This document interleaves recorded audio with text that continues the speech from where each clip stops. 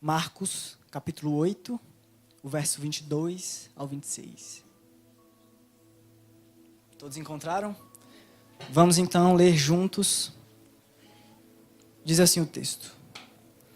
E chegou a Betsaida, e trouxeram-lhe um cego, e rogaram-lhe que o tocassem. E tomando o cego pela mão, levou-o para fora da aldeia, e cuspindo-lhe nos olhos, e impondo-lhe as mãos, perguntou-lhe se via alguma coisa.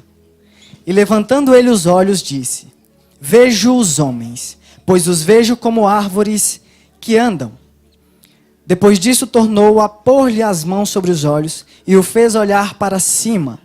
E ele ficou restaurado, e viu a todos claramente. E mandou-o para sua casa, dizendo: nem entres na aldeia, nem o digas a ninguém na aldeia. Amém. Vamos ao Senhor mais essa vez em oração. Pai santo e tremendo, justo e fiel, obrigado por tudo isso, ó Deus, por tudo isso. Te pedimos para que continue conosco, que continue nos alimentando, nos enchendo do Teu Espírito Santo, se fazendo presente, ó Pai. Assim como já fomos alimentados, já louvamos, já adoramos, junto com todos os nossos irmãos que aqui estão. Aleluia, Deus. Te pedimos mais essa vez que fale conosco. Abra os nossos corações, nosso entendimento, nosso discernimento. Dá-nos sabedoria e compreensão para que absorvamos a Tua palavra e tenhamos a capacidade de colocar em prática, ó Pai, frutificando. Nós te imploramos, ó Deus, te rogamos para que assim seja. Em nome de Jesus, fala conosco e que essa palavra venha a ser praticada por todos nós aqui, Pai. Obrigado. Permaneça conosco, em nome de Jesus. Amém. Amém. Os irmãos podem se assentar.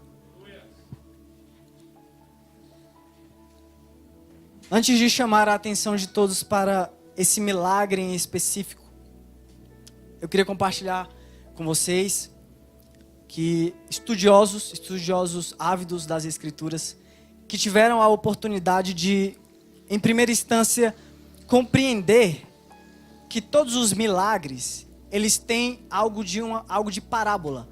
Eles representam, em determinado ponto, uma parábola.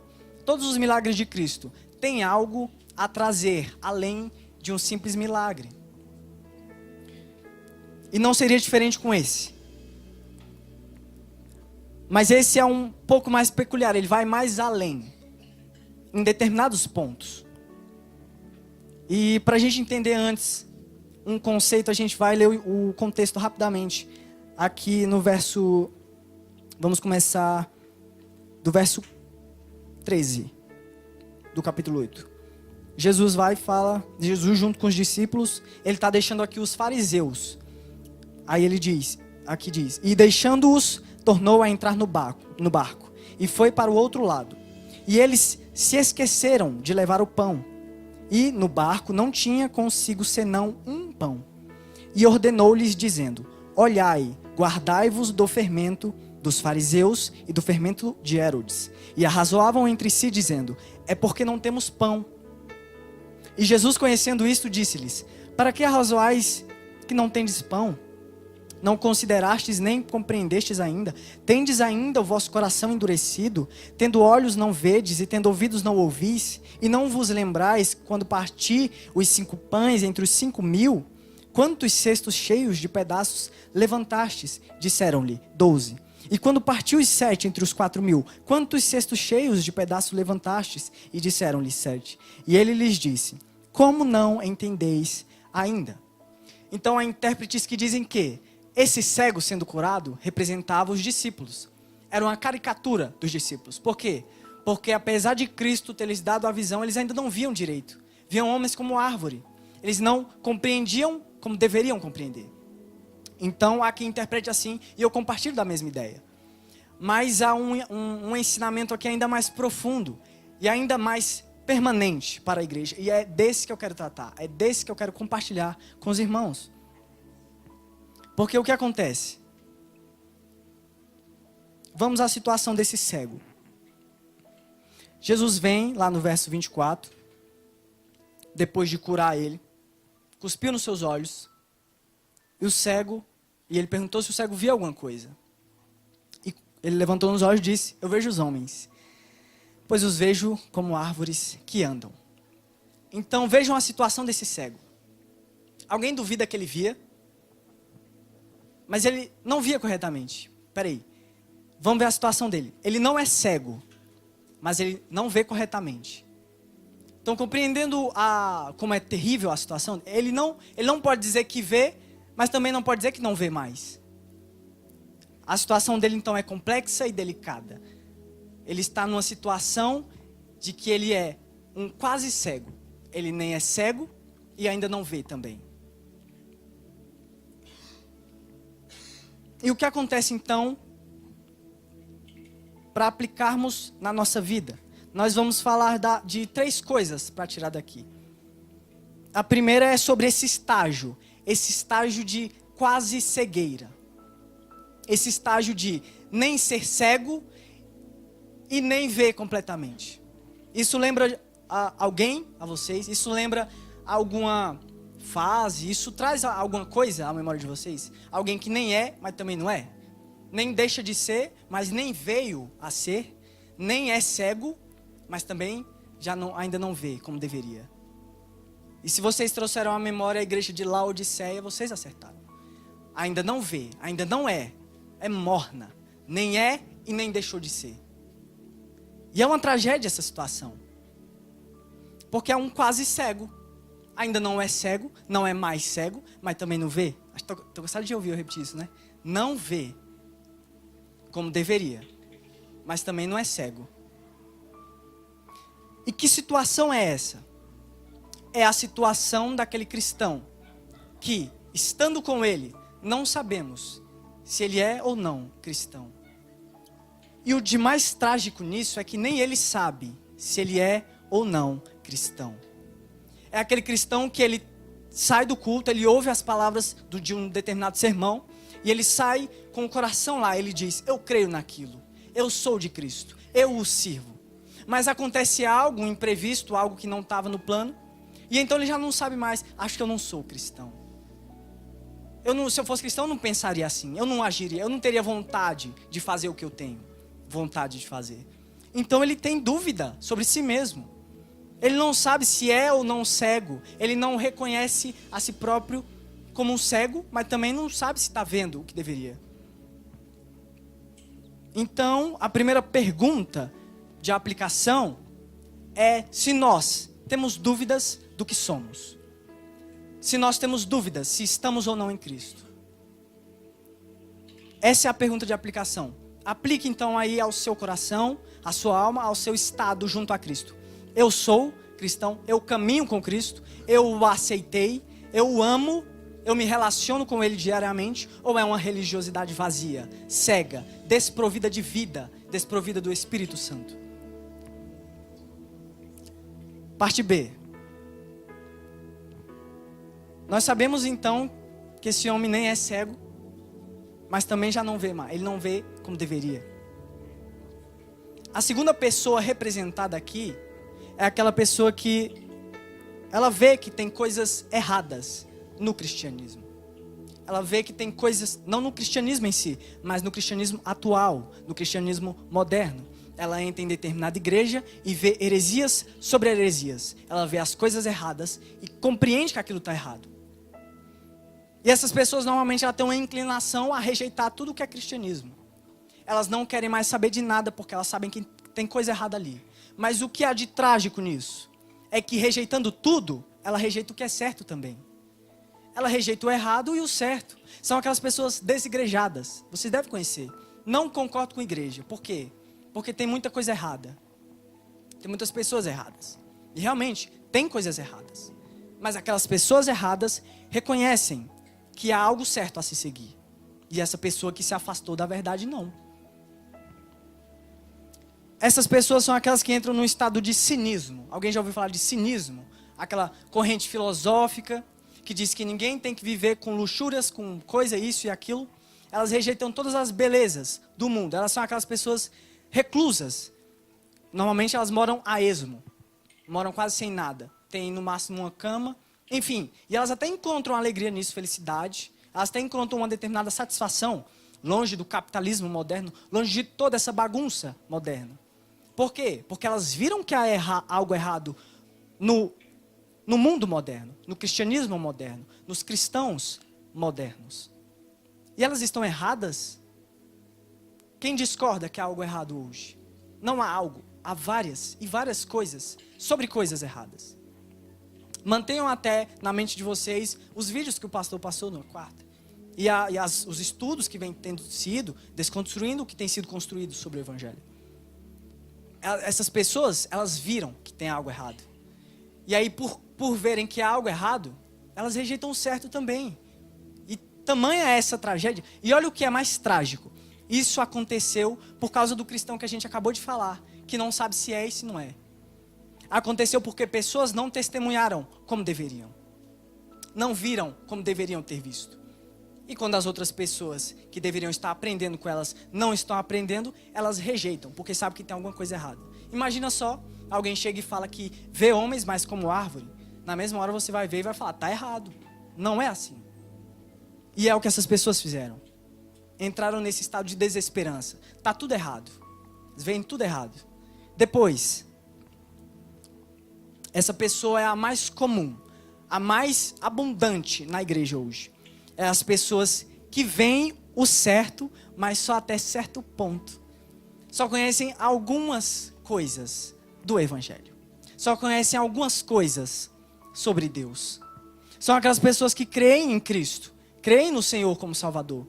Ou, de alguma forma, Ele é um Salvador. Sabe? É algo sempre anuveado, sempre embaçado. Elas veem, elas até conhecem, mas só até certo ponto.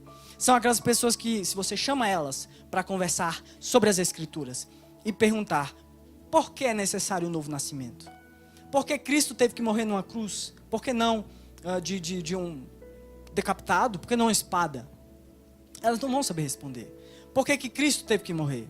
Por que Cristo ressuscitou? Por que Ele não poderia permanecer morto até depois Deus vier e ressuscitar todo mundo, inclusive Jesus? Elas não saberiam responder por quê? Porque elas conhecem a verdade, mas só até certo ponto. Elas não se aprofundaram, não buscaram raízes no que elas deveriam saber. Então falta a elas clareza do que elas pensam que sabe. Sabe aquela pessoa que acha que sabe, mas não sabe? São as piores pessoas. Porque você vai ensinar e ela diz, não, mas eu sei, mas não sabe. Ela acha que sabe. E alguém que acha que sabe não pode aprender. Só quem diz, eu realmente não sei disso. Então escuta e aprende. Essas pessoas aprendem. Depois, a gente vê que essas pessoas que vêm até certo ponto, é justamente porque elas não compreendem claramente esses certos princípios que deveriam ser compreendidos. E aí é que vem outra pergunta de aplicação. Nós, como cristãos, servos, amados e filhos de Cristo, conhecemos como devemos conhecer? Eu me aprofundei suficiente para compartilhar da fé com outra pessoa? Será que eu tenho uma compreensão clara do que eu digo ser cristianismo? Do que eu digo ser meu Salvador? Fica aí a pergunta. 2. Essas pessoas, elas infelizmente não veem, outra coisa que elas não veem. Elas não veem que seu coração não foi totalmente envolvido pelo Evangelho. São aquelas pessoas que elas até podem chegar a compreender alguma coisa a mais do que a média. Mas elas não se deixaram envolver por aquilo que ouviram. São os intelectuais, os sabe tudo, mas que não vivem. O coração deles não foram envolvidos. São aquelas pessoas que, apesar de compreender, elas não têm satisfação em Cristo. A alegria dela não depende só de Cristo. Ela precisa de outras coisas. Jogos, às vezes vídeos. Eu digo essa porque são os mais comuns. São onde a gente mais busca coisas para nos entreter, para nos divertir. O que não é errado. Mas quando isso substitui Cristo, há uma grande tragédia aí. Significa que o Evangelho não me alcançou como deveria. Então meu coração não foi envolvido. Eu não tenho alegria e nem satisfação completa em Cristo. Eu preciso de outras coisas para que Cristo me satisfaça. Aí a gente entra na outra tragédia da igreja moderna, que são as tantas e tantas formas de manter as pessoas na igreja. Não, vamos montar aqui um karatê. Vocês vão ter karatê agora, toda a quarta, venham. para vocês ficarem aqui. Normalmente isso faz pro jovem, né? Porque é jovem que não gosta de estar em igreja. Não, vocês vêm, vai ter um karatê, a gente vai ter um clube semanal. E aí vai um monte de coisa, o pastor acho que até comentou aqui do MMA dentro da igreja, para chamar as pessoas, manterem elas aqui. E isso me traz uma frase, que é de um homem que dizia que, ele diz, ainda está vivo, ele diz que quando nós usamos meios carnais para atrair as pessoas, nós atrairemos pessoas carnais. Se o evangelho não é usado, não são pessoas desesperadas por Cristo que virão. Próximo ponto. Pergunta de aplicação antes de avançar. A minha satisfação está em Cristo? A minha alegria depende somente de Cristo? Será que eu dependo de coisas mais, objetos, coisas além de Cristo para me satisfazer? Fica aí a pergunta. Terceiro, a vontade dessa pessoa está dividida. Em que sentido? Elas já reconheceram a Cristo.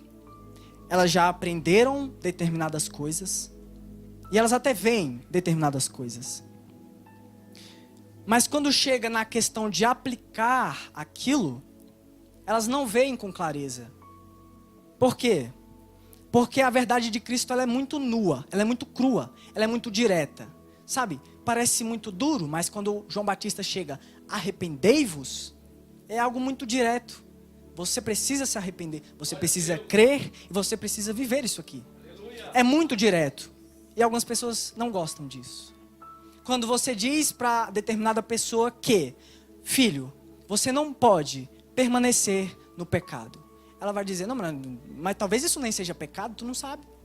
Sabe, elas não têm essa visão de que é preciso obedecer determinados mandamentos.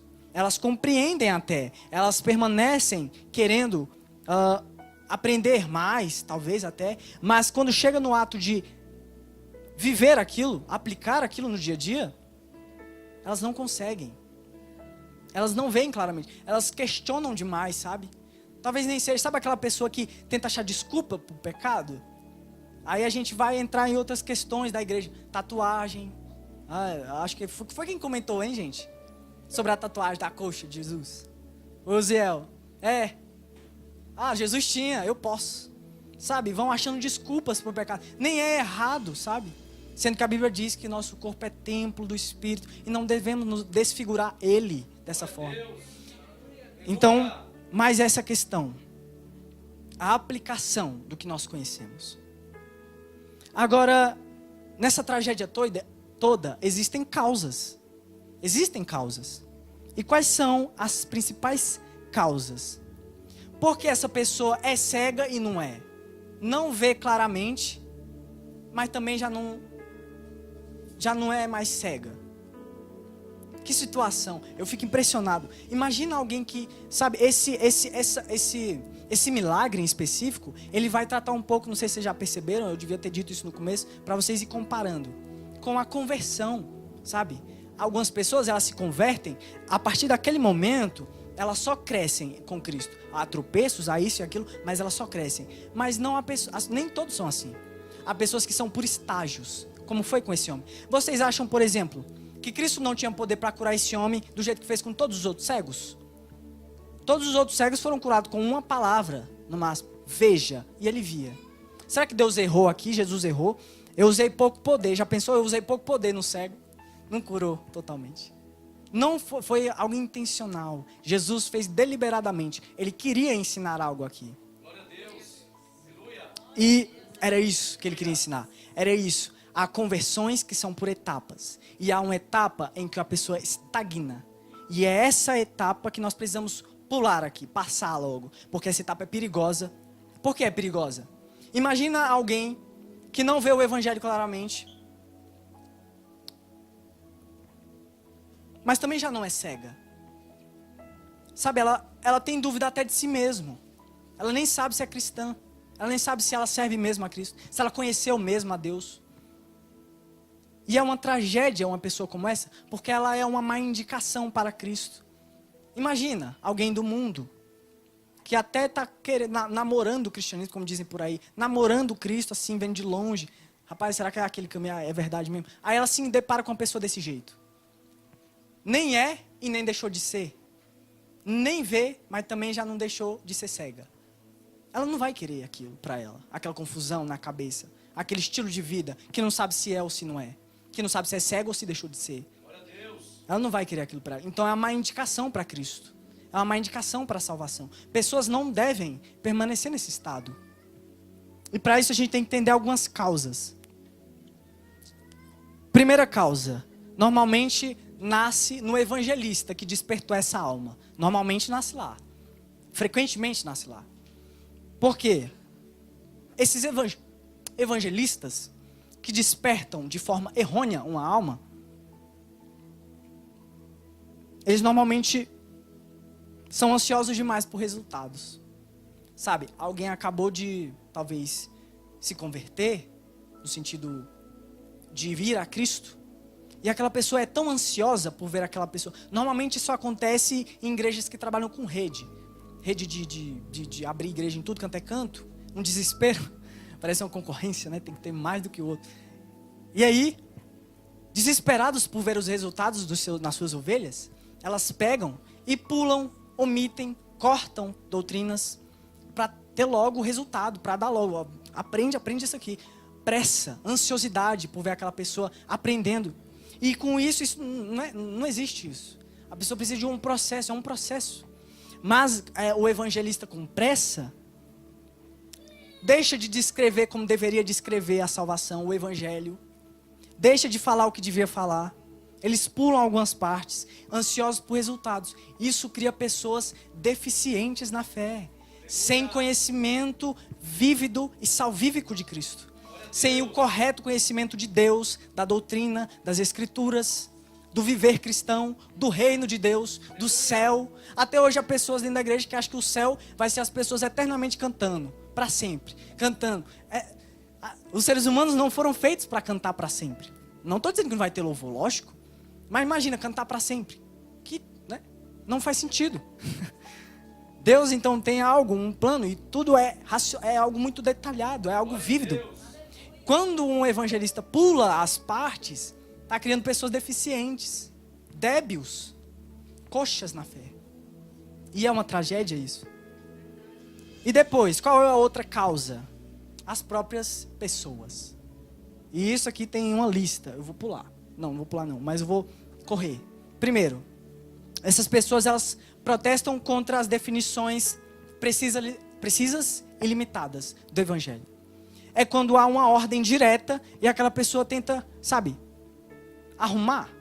Não precisa ser assim. Você está sendo muito rígido. Nós sabemos que o evangelho é uma porta estreita, é um caminho apertado. Mas há pessoas que não querem esse caminho apertado, elas não querem negar a si mesmo. E elas começam a ludibriar, sabe? É a maior tragédia da igreja, pegar uma determinada doutrina, misturado com algumas ideias que ela tinha antes, querer fazer das duas coisas uma mesclagem, e pronto, é isso que a gente tem que fazer. É uma tragédia, porque, e eu gosto até de comparar com água e óleo, sabe?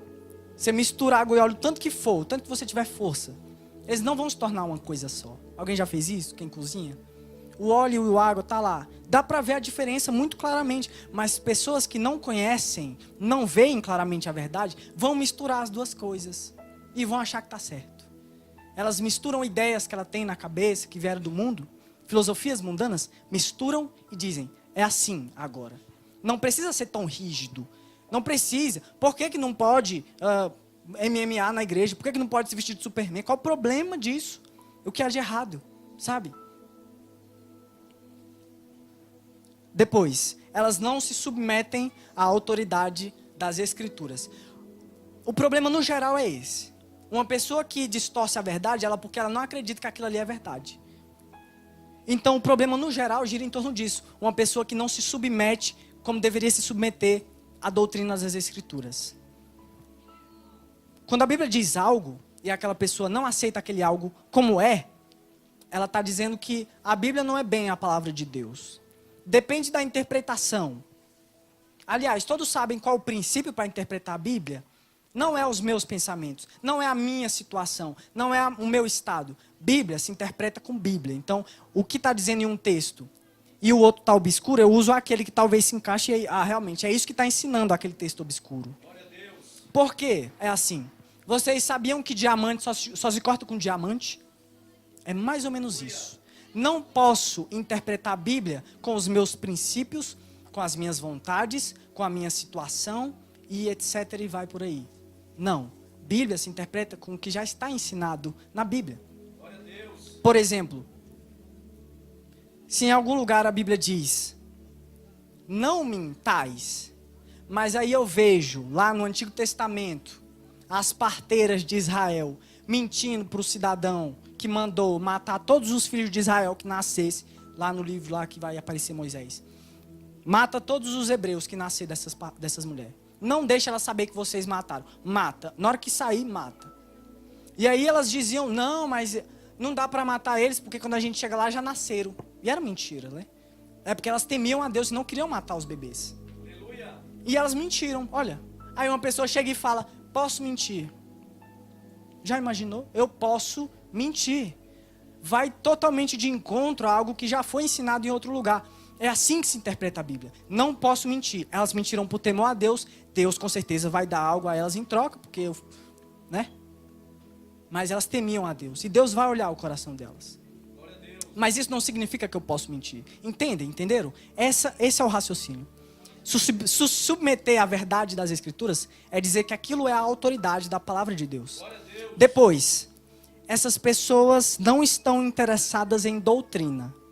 Não estão interessadas nas definições claras do Evangelho.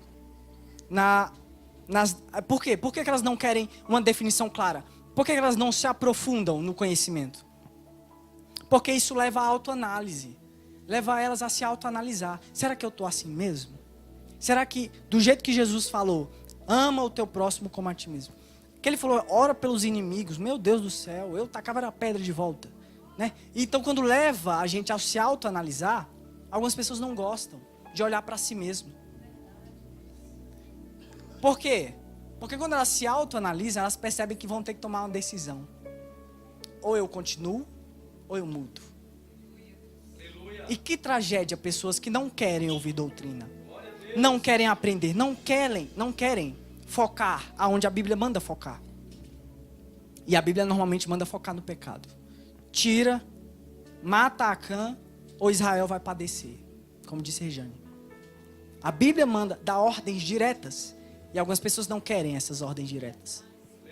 Por quê? Uma religião mais, elas querem uma religião mais, sabe, só me dá o que eu tenho que fazer, dar os rituais, sabe? É por isso que o catolicismo chama tanta gente. É algo vago, é algo, só segue, só faz. É assim, tem uma lista, faz isso aqui. Não é necessário autoanálise, não é necessário decisões que vão mudar a vida da pessoa. Não é necessário. Doutrina? Não precisa disso. Apenas siga o ritual, apenas siga o que está sendo feito. Então, o problema todo está em pessoas que não vão até o fim na doutrina. Não persistem, não insistem em levar as coisas até o fim, em analisar até o fim. Porque realmente é algo trabalhoso. Mas pessoas que querem aprender vão até o fim, sim. E é necessário ter essa mentalidade de ir até o fim no conhecimento sobre Cristo, sobre o Evangelho, sobre o reino. Como que eu posso servir um Deus que eu não conheço? Como que eu posso amá-lo? Como que eu posso fazer o que Ele quer se eu não sei o que Ele quer? E se Ele quer e Ele me deu o porquê, e eu nem quero saber o porquê, como que eu me importo tanto? Né? Mas o que acontece?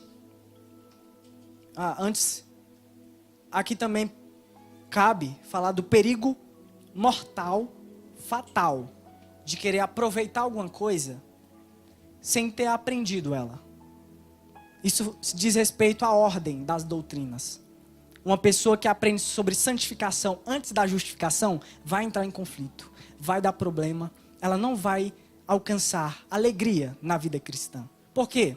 Porque ela vai desesperadamente se santificar de uma forma que foi ensinado na justificação que não era possível sem a justificação. Há uma ordem, há uma forma de doutrina a se seguir. E quando eu pulo, quando eu vou para frente, volto, fico um zigue-zague, não continuo como deveria continuar e não começo de onde deveria começar, Vão haver conflitos, vão haver problemas.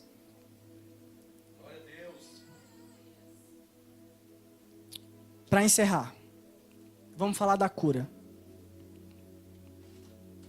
Como vocês viram, esse cego estava nesse estado trágico. Como então que eu deixo de ser não cego, para deixar de ser um quase cego, que não é mais cego, mas também não vê, para ser o que eu devo ser? Que tragédia, né? Um cego que não é mais cego, mas também não vê. Ele não deixou de ser cego porque ele não vê direito, mas ele já não é mais cego porque ele vê alguma coisa. Vamos ao texto. Porque ele diz o seguinte: ele via homens como árvores que andam. Jesus, eu não sou mais cego, porque eu vejo. O que acontece? Primeira atitude para ser curado desse estado de mornidão, de ser e não ser, de não conhecer, mas também, sabe, não ver, eu não vejo o evangelho claramente, mas eu sei que o mundo não é mais para onde eu tenho que voltar. Eu não sou mais cego, mas eu também ainda não vejo claramente o que está na minha frente. Primeiro, não declarar prematuramente que foi curado da cegueira. Em que sentido? Vamos ver. Ele diz assim no 24. Vejo os homens, pois os vejo como árvores que andam. Sabe o que ele está dizendo? Jesus, eu não sou mais cego, mas eu estou vendo meio que, sabe? Estou vendo meio que os homens assim como árvores que andam. Ele não está dizendo que foi curado. Ele disse, fui curado, estou vendo. Imagina a tentação dele. Irmãos, ó, ele era cego. Imagina, você não vê nada. Imagina, um dia sem ver nada. Esse homem deve ter passado anos. Ele passou anos sem ver. Talvez de nascença, a Bíblia não especifica. Mas ele era cego, ele não via. No momento que ele passa a ver alguma coisa, mesmo que turva, homens como árvores, a alegria dele deve ter sido tão grande, que ele deve ter... Eu estou vendo, desesperado, sai correndo, gritando, eu vejo. Imagina a alegria dele. Mas não, ele se conteve. Ele disse, Jesus, eu já não sou mais cego, eu vejo. Mas só que eu vejo homens como árvores que andam. Primeiro, uma pessoa que acha, que reconhece que não é mais cega. Eu conheci a Cristo, eu quero seguir, eu sei que aquilo é o padrão, aquilo é o certo, é esse caminho, ele é estreito, é isso mesmo.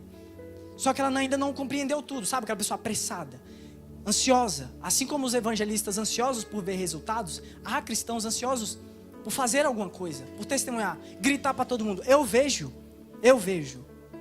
Mas essa pessoa, esse cego, ele não foi apressado, porque ele sabia que ele agora que tinha sido curado, então não tinha pressa de falar, eu estou vendo, mas não estou vendo perfeitamente.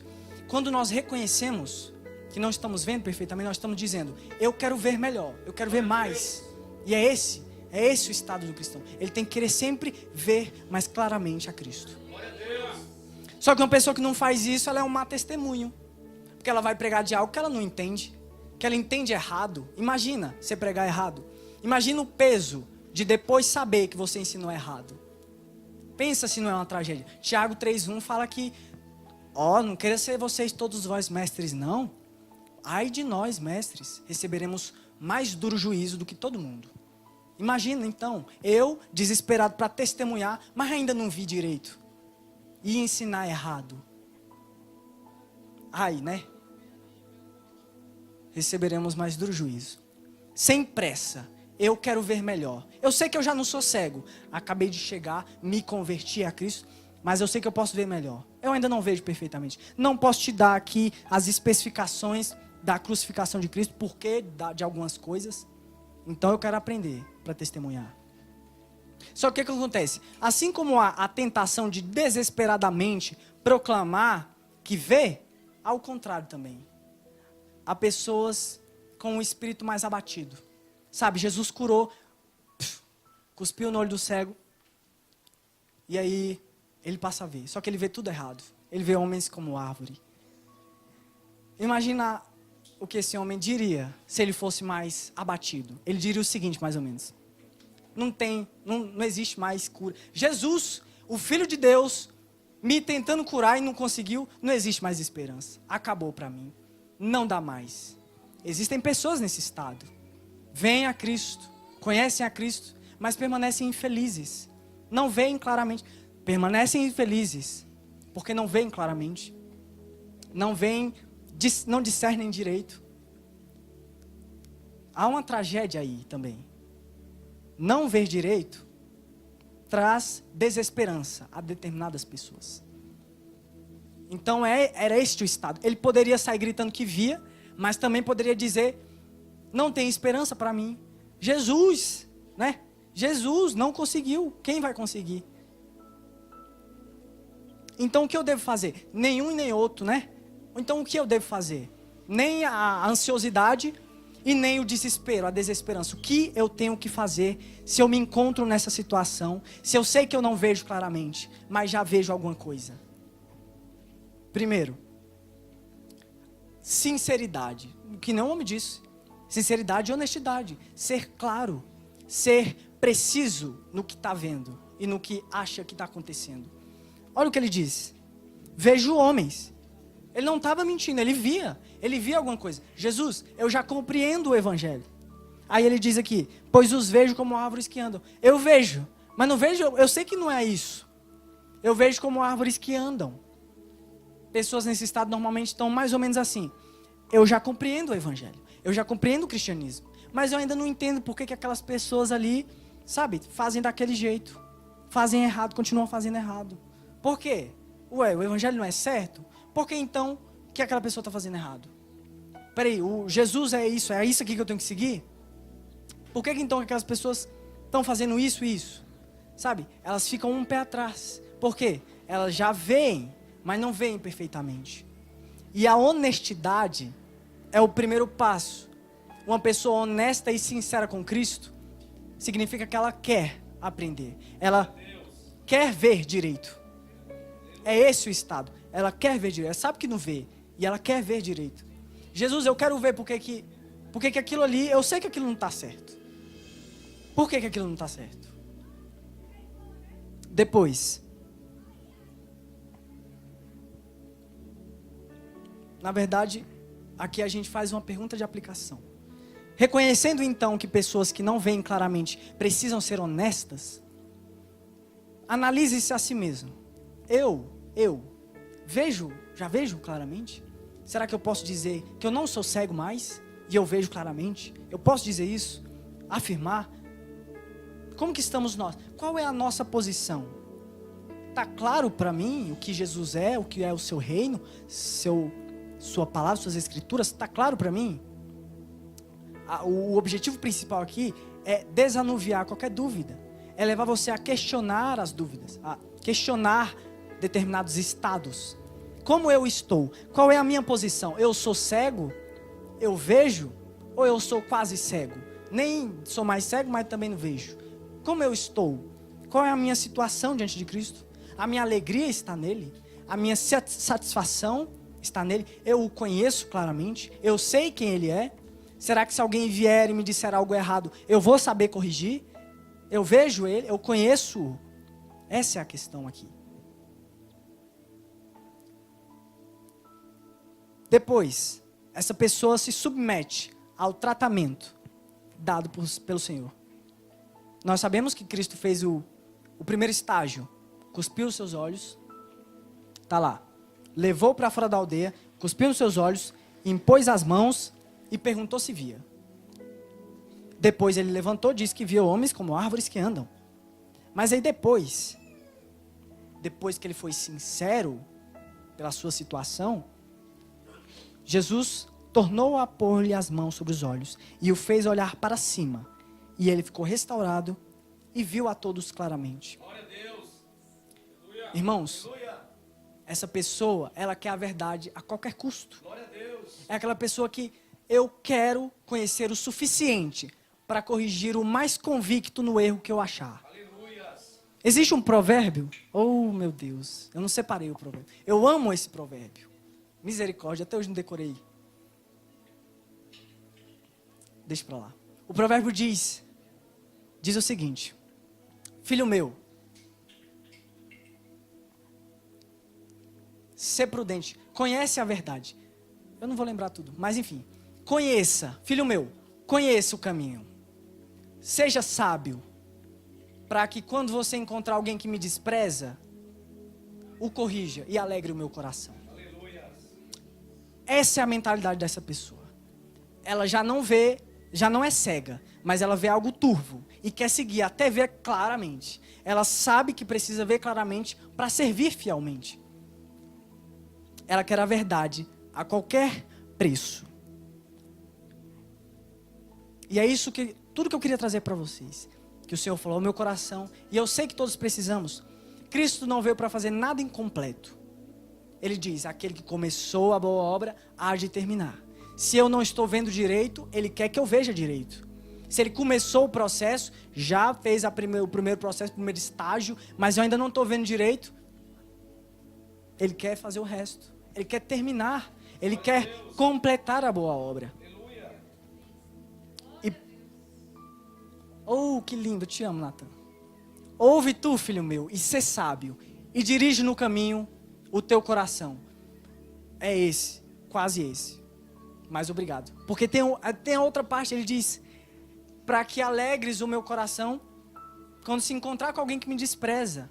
Mas é mais ou menos nesse, desculpa a palavra, nesse, filho meu, se o teu coração for sábio, alegrar-se-á o meu coração, sim, o meu próprio. Provavelmente é esse, deve ser esse. Mas o mais que eu me lembro, acho que é esse aqui. Filho meu, se o teu coração for sábio, alegrar-se-á o meu coração, sim, o meu próprio. Aliás, vocês sabiam que no hebraico, quando uma pessoa quer, sabe, dar ênfase a alguma coisa, ela repete aquela coisa?